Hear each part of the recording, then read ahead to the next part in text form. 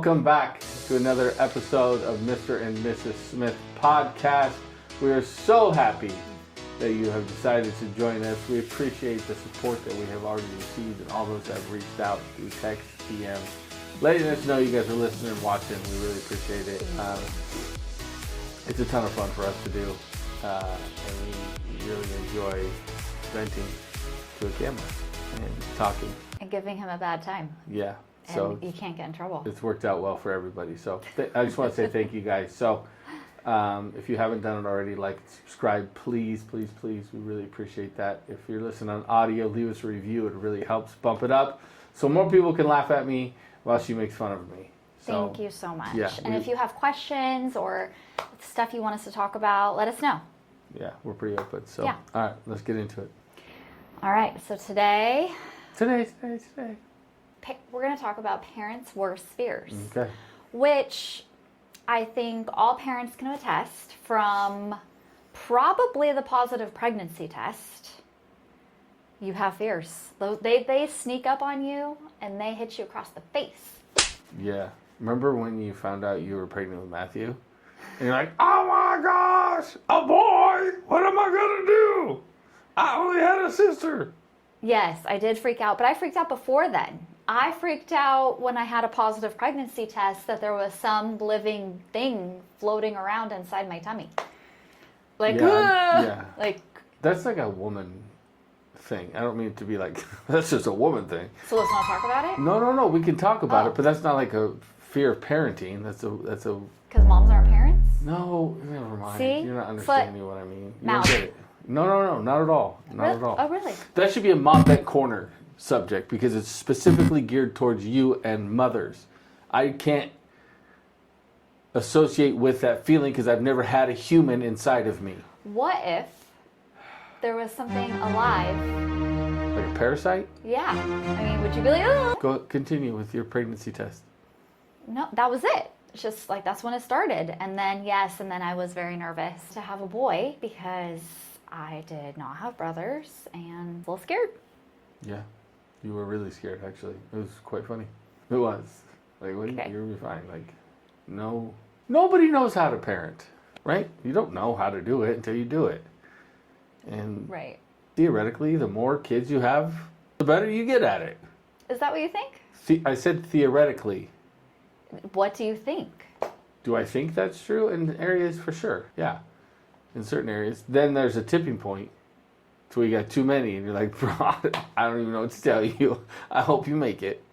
I feel like there's so many other factors that could go into that, like the age you become parents, like when you start having kids, when you end up having kids, if you get tired, if you're just a shitty parent. Right, but you didn't have that fear the moment you felt they found out McKenna was in your body, right? Correct. So you get better with the experience, like most things in life. Well, you know what to expect. And for that portion, yeah, you do, because you've experienced it already, right? So you have a guide or a baseline or an idea of what being a parent is like after you've already had one. I'm not trying to say we figured it out or we got it figured out or anybody has it figured out. Well, it's not my point. Because then God throws you a curveball and then you realize, gives you a McKenna, but also you realize that every kid is different. Every kid. Yeah. And parenting them is different, the whole thing. And you really do have to parent different. Well, you should parent. I'm just saying that's what we did. Well, that's not fair because we have set rules that we go by regardless of the child, but we also parent specific situations and instances different per child, right? So you have the baseline, the outline of what it's going to look like, and then all the audibles and the asterisks that you have to put in there when you're like, dang, I'm going to figure that out quick, right? We figured out a lot quick. We thought we were on Easy Street, and then we had another one. And then I was like, what the hell? And it took a long time to have that third one. Mm-hmm. Yeah, which was a different experience because you're older and, you know. For many reasons. She also falls in between the other two on difficulty. She's not like one or the other. Right. 3 very unique children. They really are. Had, yeah. I would assume that everyone feels that way about however many children they have. I mean, I try not to assume, but... I'm over you playing Switzerland over here. Come on, you have an opinion or you don't. Are you hot, you cold, or you lukewarm? No, I was just trying to think of people that I know with multiple kids and my interactions with them and if they're similar or not. And it's not, I can't find people like, oh, they have, a boy and a girl 3 years apart that are the same, right? That act the same, behave the same. So I think it helps, or is different maybe if you have two boys that are close together in age, going to be pretty similar, right? Would be my guess. Or if you have two girls close to the same in the same age, they're probably going to be pretty similar. But when you have our kids, or the situation that we have with boy, girl, and then a gap. And I've never wanted a buzzer so bad in my life. Why? Like, hello, we know people. Like, example, just off the top of my head, Georgia and Frankie, two girls, and obviously just we can go off the first 6 months of Frankie, but they're completely different. Okay, two girls close in age. She's a 6-month-old baby. I know, but totally different baby than Georgia was. No, I'm not saying good, bad, and different. It's just they're different. They're very similar as babies. Lies. No, what? Okay. This is why I'm your favorite uncle and will always be your favorite uncle, because your aunt over here is mean. What? Yeah. I'm just saying they have different personalities. Okay. They have amazing personalities, both of them, but they're different. They are different, yes. I wasn't talking about identical twins that act and breathe and talk the same and think the same. We're really getting into it this week. Yeah, you are on one today. I'm on one. You just, you're going off on this tangent. Stay on topic, okay?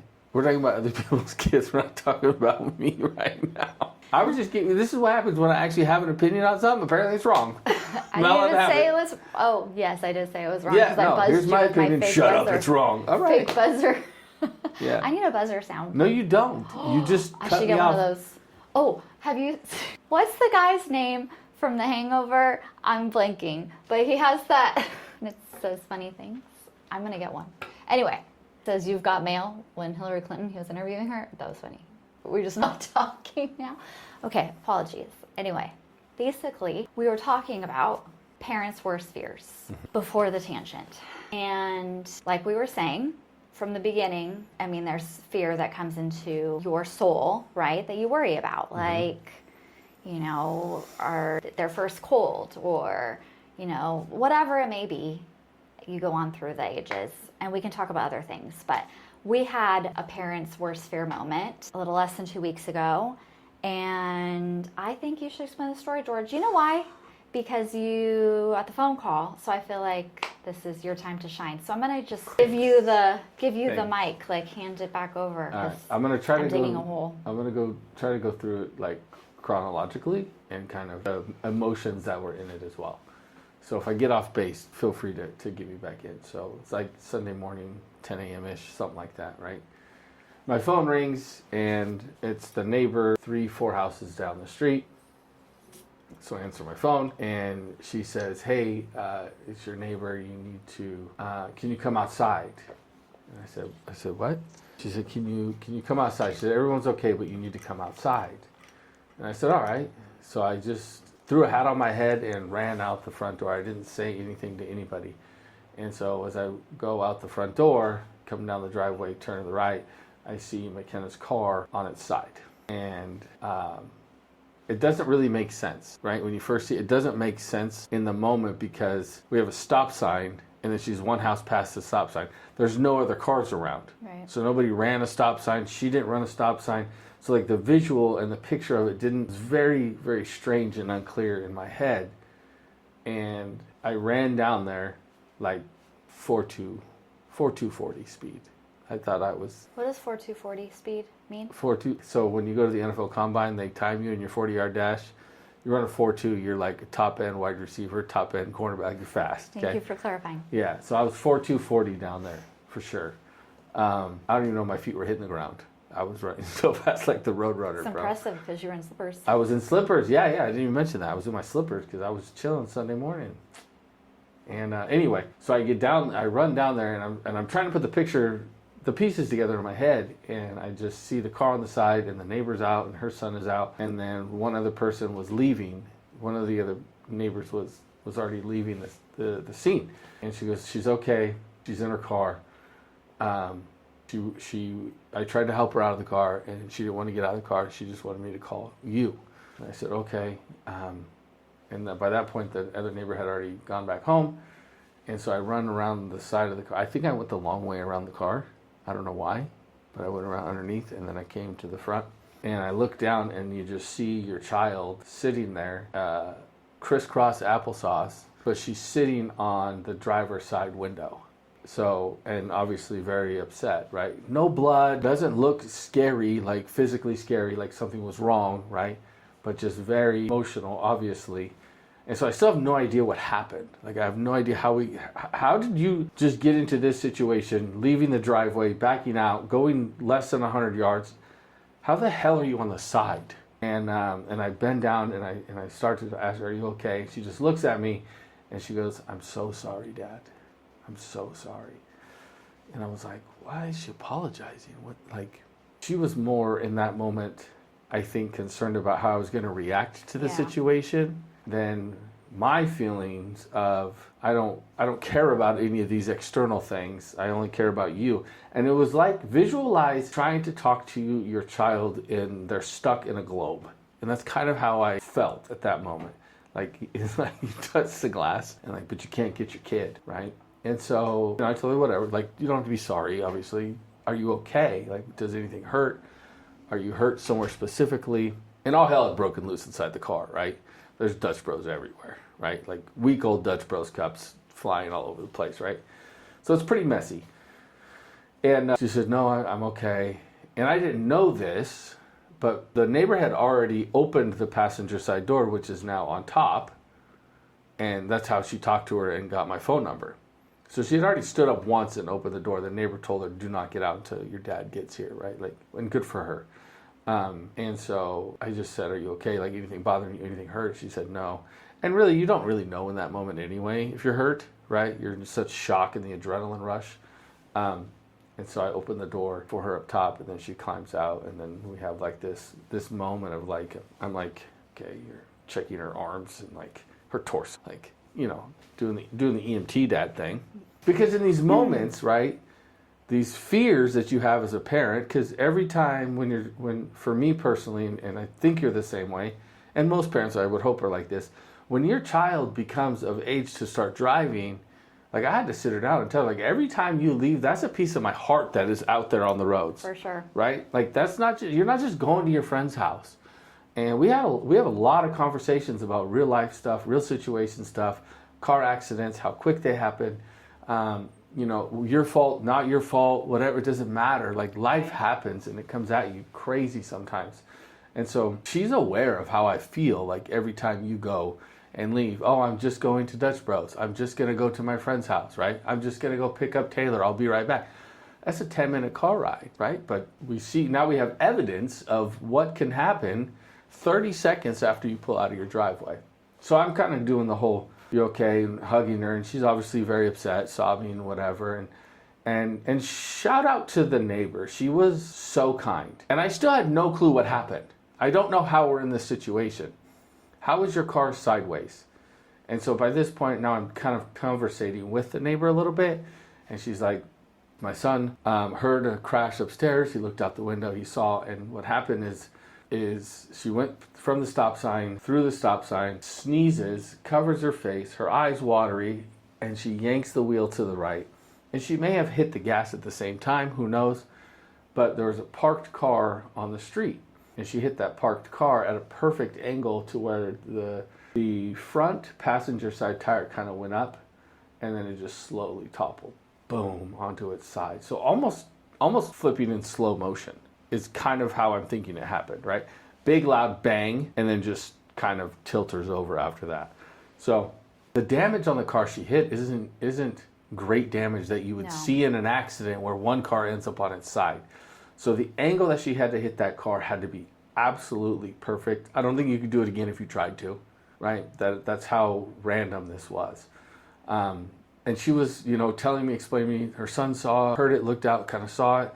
She heard it and then ran outside, and it's her car, so it's right in front of her house. It's her car. Yeah. She She could have been so mad. She could have been yelling, and rightfully so, right? Your teenage daughter doesn't know how to drive, blah, blah, blah. She could have been yelling. She was the sweetest, calmest, most caring, concerning. It was almost her motherly instinct came out. She really was. Yeah. And, just kept trying to tell McKenna, like, it's okay. Yeah. I mean, I don't know when I got the phone call from you. I had probably been there 10, 15 minutes by then. Like, I kind of was wondering where he went. But that's how out of your mind you go, right? Well, and then I looked at McKenna's location because I was like, She didn't make it very far. and I was like, why are you still here? Yeah. Because really, it's just a few houses down. Like, she's not far. She's not even a football field length Right. away. Like, it's close. Yeah. And which is even crazier that this car flipped over. That's 3 houses. Yeah, it's not far. Yeah. And With a stop sign. right. Yeah. And you, like, when you did call me, I was already getting my shoes on, and you said to come outside. And I was just like, okay. And that, I mean, just seeing a car on its side. And when I looked at it, as I'm like hurrying down the street, 4-2? no, Okay. but because I'm just trying to process it. And our next door neighbor was on her way back, and like to her house, and she was saying like she's okay. And I was like, okay, thank you. But I'm thinking in my head, like, did someone hit her Right. from the other direction? Where's the other and car? T-bone her? Where's the other car? Like, that's what Right. it looked like to me. Yeah. And which, of course, is super scary because I'm like, did someone just not stop at the stop sign and just like plow into her? Because that's what it looked. Mm-hmm. That like, how does the car get like that if it's not a seriously major crash? And by that time, the fire department was there and the Wow. police. Yeah, so you were 10, 15 minutes behind me. And right after is when the EMTs got there. So yeah, I definitely was late to the party, Yeah. but still scary. And then she started crying. She had stopped crying, I'm assuming, because she wasn't crying when I first saw her, but she saw me and started crying. Yeah. And at that point, you just are trying to be like, it's okay. Like, you're alive. You're okay. Yeah. That's really what matters. And yeah. Yeah, it really, I mean, it's a quick glimpse of reality of what can happen, and it really instantaneously puts perspective on a lot of things, And right? traumatizing for all of us. And traumatizing for everybody that was involved. Yeah, sure. So We have great neighbors, and so again, I'm telling you, they were great. so kind. They were so fantastic. and stayed out with us like the whole time, like a few of them. Yeah, they stayed out there the whole time. And so then I hear the sirens in the background, and I ask, is that us? And she's like, yeah, I've already called. They're on their way. Okay. So you got Brentwood PD that shows up, Brentwood Fire Department that shows up, Brentwood, the EMTs show up. We had a community service officer out there. This is how you know it's Sunday morning, ain't nothing going on, right? We had 2 patrol cars come through. Well, and shout out to our small town. I think like Yeah. don't mess around, No. and they're fast. They were all there. and it's like Yeah, no, it was absolutely great. The firefighters went through the back hatch, right, to turn the car was running the whole time, right? It was still in drive. No one thought of that. Should we turn the car off? Maybe take it out of drive. Nobody thought of that, and nobody was really worried about the car, obviously at that point. But it's like when you look back on it, like of course it's still in drive. She's not thinking that way. Like, am I secured? Right. Right, put it in park, turn it off. Thank God for the Draper airbag that comes down off the ceiling that covers most of the window. That took the impact. Otherwise, she did have her seatbelt on, so I don't know if she would have banged against it, but nonetheless, even if the window shattered, it would have kept the glass off of her. So, all things considered, I think it was a slow enough roll to where the impact, really when the car came back on its wheels, that side was damaged, but not severely damaged, right? The window the mirror was broken. Yeah. But it was scratched all the way along the side, but it wasn't dented in, it wasn't banged up too bad. So, that's what led me to believe that there was just a slow roll over and like, oh my gosh. And then you can't stop it, you're just along for the ride at that point. So, she did get checked out by the EMTs there. They put her into the ambulance, did her vitals, and then released her back to us. She was okay. No blood. No, she wasn't bleeding at all, so not a scratch really on her. But the parent side of it was like, it was very intense while it was happening. And then, right, you see it, and then you're like, oh my gosh, you panic. But you have to find some calm in you during that time to get through it. Because the last thing I wanted to do was look at her and not be calm for her to have a reaction to me not being calm, right? Right. And I thought I nailed it. I was like, Academy Award for holding it together, Dad. And she said after, Dad, the terror in your face when you bent down to talk to me. And so it was just, that's how real it was. Like, I was scared of what I was going to see, right? I was scared, obviously, for my daughter that was in there. How was I going to get her out? Like, these are the things I'm going through. So it was a terrifying experience, but I wasn't even the main character in the experience, right? Seeing your child, right? No, 100%. I don't even. But then to think about it from her angle of being in the car by yourself, not really knowing how you got in this situation, all of a sudden you feel it rolling, you land, right? And now you're stuck there. She could have climbed out the top, but I'm very happy that the neighbor told her just to stay in the car. But at the same time, it's like you're in there until somebody comes to get you out, and then when that's one of your parents, I think it makes it a little bit more intense in the situation, well, right? I mean, her first thought is like, I'm in so much trouble, like I'm scared. Yeah. Which, But, well, I mean, her car is on its side, right? So the automatic human side of it is like, I did something wrong to get to this point. And I'm also surprised, side note, side quest, you pulled her out through the passenger side, correct? yeah, she climbed up the top. I am surprised she did not just climb out the back. Didn't even think about it. Never crossed my mind. That's how I would think, it like... was door, she's here, there's a door right above her, open the door. Right, it's just, that's some climbing. Yeah, well, I gave you athletic children for a reason, okay? Oh, I'm so glad. Yeah. So they could go the hard way out. Yeah, so it was a lot. It was a lot happening, sure. and then the neighbors come out, and they were all so kind. They were telling stories about when they had rolled cars, and their other kids have rolled cars, and it's like, their kids are older than our kids, and we're the newest ones, kind of to the immediate area, right? We've been here for almost 5 years, but we're still the newest ones. So they all raised their kids here. Most of them were grown up and gone.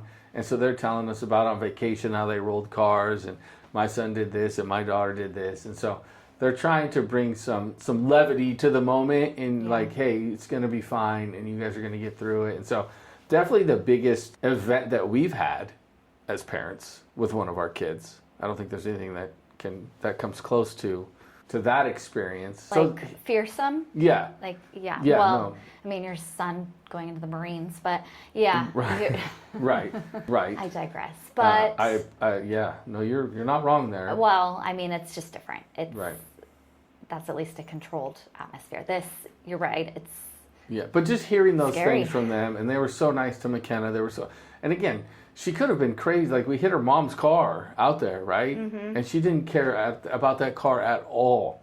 She didn't care about McKenna's car either, right? She was like, these things. She was awesome. They Just come and go and whatever. And I was. That's why you have insurance. Yeah, exactly. Yeah. So then, we kind of, everything calms down and we get to, tow truck comes and they get the car turned over. They take the car away and, the police officers, everyone leaves, and then we're able to kind of, debrief a little bit from the moment, sit down and kind of talk about it and what happened and what were you thinking and what was going on and whatever. And she tells us a story and she's like, I wish I had something better to say. Like, and the running joke, right, in the family, right? Dad, you never sneeze in your elbow when you're driving. You never cover your mouth. Now, guess who's never going to cover their mouth again when they drive? No, I think she just is going to have a different, maybe into her shirt. I don't know. Maybe she'll stop driving. She'll pull over. And when she sneezes? I know. I heard her aunt telling her the other day to make sure you take your allergy medicine. Oh. So it's definitely going to be a joke. I mean, but our family handles any situation with right. Anything can turn into, and giving each other a bad time and whatnot. But it also is kind of healing. Like, okay, nope, yep. We have to laugh about it a little bit. And so she rebounded pretty well. I mean, her first thing is she wanted to get comfy clothes on because she was on her way to church. Yeah. She wanted to get comfy clothes on and just like come cuddle us in bed. Like she just wanted to have her moment. But, and of course she was scared because, of course, anyone that, especially teenagers, oh my gosh, you got in an accident. Like your parents are going to take you off their insurance or, all of the things. So she was very worried about, lots of things like that. Not having a car. Right. She can't believe she did that to her car. Yeah. It was a lot for sure. So, and it's one of those where you're not prepared for it. It's just life is going to happen, and we dealt with it. But she's doing okay. I think that's important to touch on, that she's okay. She's okay. Yeah. We did, the next day she was stiff and headaches, and so we ended up having to take her to the doctor and the chiropractor. And she does have a concussion and some whiplash, but overall she's doing pretty good. Yeah. And just kind of, monitoring that. And she walks around with her blue light glasses on now more than she needs to, but whatever works. Yeah. And we talk about distractions. We've always talked about distractions with new drivers. We did that with Matthew and, of course, with her. And you literally the day before got into it with her over lip balm. Or was it a couple days before? No, it was the day. It was the kids who was driving us home. And she wanted, which Yeah. she is actually a good driver. I know. Yeah. It's like side note with that. Like she actually is. But she went to reach for lip balm, to put lip balm on, and you were upset with her because it's a distraction. Like she doesn't need to lip balm right then. Not while you're driving. Wait till you get to where you're Yeah. going, or at least wait till you're at a stoplight. And she wanted to argue about it. Of course. And I think that was like afterwards, it was, you know, when we're talking about it, it was like, you know, you were so upset with Dad about, you know, like, Yeah. why is that such a big deal to put Aquaphor on my lips when I'm driving? And it's like, well, it shouldn't be a big deal to sneeze either. Like, Right. you know, distractions happen, and sometimes you don't have control over, you know, a bodily function like sneezing. Right. But again, practice and stuff, you probably won't be turning the wheel when you sneeze, or, you know, there's Weird. It was weird, but she did say after, like, wow, you were so right on all those little things that you would talk about constantly. and her healthy fear, I think, now with driving Yeah. and being distracted. And I mean, she'll even yell at you if you're at a stoplight and like checking a text or something. Like she's just Yeah. like, nope, no distractions. It's like, Yeah. oh, okay. Which, you know what, sometimes God teaches us our lessons in very, very strange ways that we don't understand. Yeah. And And that's kind of she's how I so look at blessed this one. that she's Nobody okay was hurt. because, yeah, that No could have serious been so much injuries. worse. Yeah. She wasn't breaking the law, right? She doesn't have a penalty for driving after, you And the know. officer was so great about that too. Like Yeah. he reiterated that multiple times so she understood. Like, it's Yeah. just because there's property damage, there has to be a Report. report. Yeah. A report, but Yep. you're okay. Yeah. And because that is scary when Mm-hmm. you have everyone coming in, or when you get buckled into the gurney to go in the ambulance. Yeah. And, you know, we didn't have her go away at that time, but, you know, they have to check her out to make sure she's okay. So, Yeah. And then it proves a little bit to her credit that, you know, she doesn't hide anything in her car either. also true, because there- everything came out of that car. Everything kept flying out of that car. So there was no bottle caps that came loose. You know, No. there was no vape pens in her car. So No. maybe, you know, all the things she Definitely says she some Dutch doesn't Bros. do. Lots of Dutch Bros, which we know about. What we do, but Right. I mean, how she has all that money for Dutch Bros, who knows? Yeah, But I know how. Yeah, I don't want to give her. I don't want to say it, but yeah, yeah. So it was. You know, she's a good kid. It was an accident. It happened. Scary as hell as a parent to come out there and go through it. Not as scary as it is to be the child that goes through it. Because not only are you hurt, you're shooken up, right? All hell just broke loose. You flipped your car. Now you think you're in trouble, right, right? So not. It's two completely different scales. yeah, But the terror and the fear of it wasn't. And it took me a couple days, right? I texted you the next day, like, that really messed me up. yeah. Like, seeing her in that situation was like, oh my for sure. goodness. And our kid was fine. Right. I mean, you hear, like, you know, reading on East County or, you know, through the news, these horrific crashes Yeah. involving teenagers and not teenagers, but the things that happen, like, blessed beyond belief that she's okay. Yeah. But, I mean, she could have easily not been, or in the other stories where they're not. Right. Like, that is a parent's, one of their worst nightmares, right? Like, Yes. Yeah. and yuck, just even imagining yeah. So, could have been. But that is one teenage, well, I mean, I guess you always worry about your kids. Do you ever stop worrying about your kids? no. I don't think you do. No. I mean, you want to call my mom? But, Mom, do you ever stop worrying about I me? don't. I would think say she no. told me you don't stop Yeah. worrying about your kids. And well, I got into it with her a little bit because, okay, Easy. little side note. No, it's because people don't tell you. They don't tell you about how hard pregnancy is. They don't tell you about Oh. menopause. Yeah, they yeah, don't yeah. tell you, like, it's like the secret. I think I yelled at her about this, too. Okay, well, she most definitely did not tell me about parenting adult children. But I think her response was like, well, if we would have told you, then you wouldn't have had grandkids. And it's like, oh man, She's like, not wrong. Yeah. yeah, but you need to know about these things that are happening. But apparently not, I guess. That's what I Ignorance I is told bliss. Her. I don't think it is, but I told her that when Matthew was leaving. And it was like official. Like, he had signed his paperwork and he was leaving, and I'm crying my face off. And I'm like talking to her, and I told her, I was like, Mom, you didn't tell me about this part. And she's like, can't. You just have to experience it. And I'm like, well, this part sucks. This is terrible idea of parenting right here. When they grow and go on their own, it is brutal. It is brutal to go through. So you have to experience it, though, you know? I guess you do. And really, I think we have a moment in each stage of parenting that all worked out, I mean, amazingly well. Our kids are fine. But, I remember when I was having McKenna and her heart rate dropped. and I was being prepped for like an emergency C-section, just like I remember seeing the ceiling tiles, like because they were rushing my bed down the hallway so fast. And that's a scare, like you're terrified that your baby's not gonna make it. And I remember Matthew, he was little and had asthma pretty bad. And like I'd taken him in, it was our first kid, and I'm just like taking him in thinking it's a cold. And his oxygen had dropped, where they're talking about taking him by ambulance to Walnut Creek. Like, what? Yeah. You go through all of these things, and with each phase of parenting and life, and I don't know. It's not for the weak, that's for sure. Yeah. Parenting is not for the weak. No, but I think there's also, I mean, it's so deep in the concern, right, of being a parent from birth, of, oh my gosh, there's a living human being here now that I'm 100% responsible for. Yeah. And feeding, changing, bathing, keeping alive, Right. not dropping them, like, right? Like, there's so many things that go into it. Like, it doesn't change, though, as they get older. There's the responsibility changes. Yeah. Right? So parenting there's a lot of fears that go into it. And then from my side, providing, making sure there's food on the table, right? Raising them to be independent men and women when they get out of here, and Right. having their own thoughts and their own morals and the things that they're going to stand on, that they believe in, right? So it's there's a lot obviously that goes into it. So, Pull in to be the first phone call when something yeah, goes to shit. right. You're also the first phone call when something goes good, right? But we're also the first phone call when they're in situations they don't know how to get out of, Right. or need help with some real life stuff. So I don't think it ever goes away, right? Because there's going to be moments that Matthew's going to come upon in 10 years that he hasn't experienced, where the Yeah. first thing he's going to do is pick up his phone and call his mom. How do you do this? Well, How do I when get he out had of the this? flu, like, Yeah.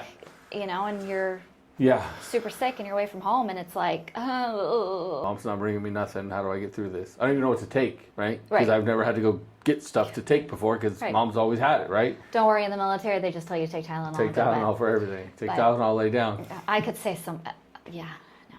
Anyway, don't divert off of our topic, please. I know. You've been on like 6 side quests today. You know what? What? The people might like my side quests. The people? That's how you talk to people that listen My to goodness. you? The people.